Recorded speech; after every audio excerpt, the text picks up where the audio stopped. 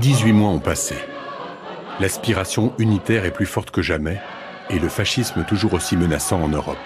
Le 14 juillet 1935, de la Bastille à la Nation, la gauche, réunie dans un grand rassemblement de ce que l'on appelle déjà le Front populaire, réussit une démonstration de force inégalée.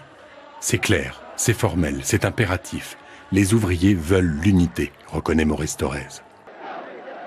Socialistes et communistes reprennent langue et cessent leurs invectives. C'est dorénavant unis qu'ils se présenteront devant le peuple. Ce 14 juillet 1935, l'espoir populaire est immense. Toute la gauche est là, rassemblée, aux portes du pouvoir.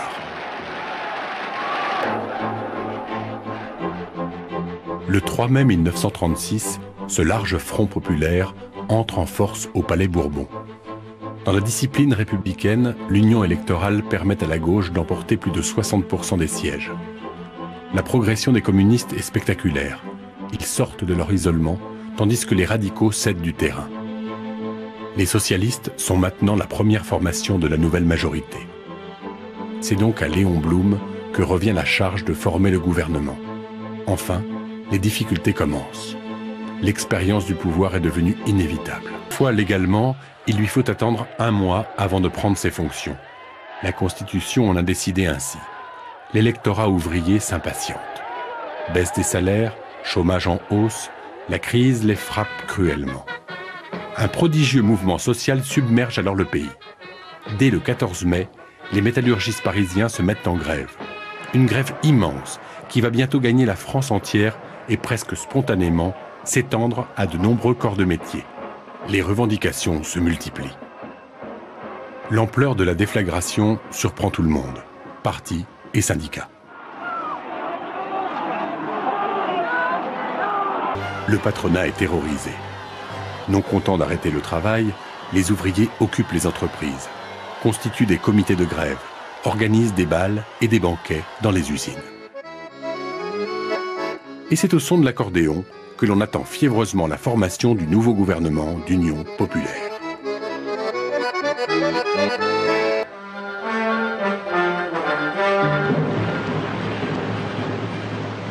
Monsieur Léon Blum est appelé par Monsieur Albert Lebrun, qui le charge de former le nouveau ministère. Le gouvernement de Léon Blum est enfin investi le 4 juin 1936. Malheureusement, les photographes ne sont pas en grève. De l'extérieur, les communistes exerceront ce qu'ils aiment appeler un ministère des masses. Quant aux socialistes, ils oublient leurs divergences en ce beau mois de juin. Et toutes tendances confondues se retrouvent derrière Léon Blum.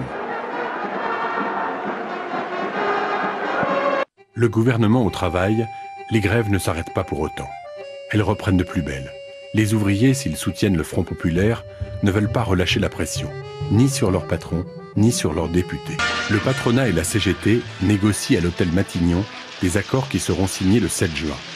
Mais le 11 juin, ils sont encore plus d'1,5 million à faire grève, quand le jour même au Parlement, Léon Blum fait voter la loi sur les conventions collectives et les congés payés, puis la semaine de 40 heures. Petit à petit, les grévistes vont reprendre le travail et partir en vacances. Si le 2 en arithmétique est le chiffre le plus charmant. 2 semaines de congés payés. Des centaines de milliers de travailleurs vont profiter des billets de train à tarif réduit mis en place par le sous-secrétaire d'État au sport et aux loisirs, Léo Lagrange. Même si la semaine de 40 heures attendra 30 années avant d'être réellement appliquée, en l'espace de 2 mois, le Front populaire a rempli l'essentiel de ses engagements sociaux. Les réformes révolutionnent le quotidien. C'est l'embellie.